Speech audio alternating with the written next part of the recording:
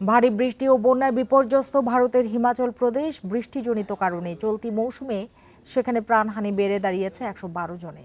এখনও নিখোঁজ রয়েছে ৩৭ জন। গত কয়েকদিনের ভারী বৃষ্টির কারণে প্রদেশটিতে মেঘভাঙ্গা, আকস্মিক বন্যা ও ভূমিধস দেখা দিয়েছে।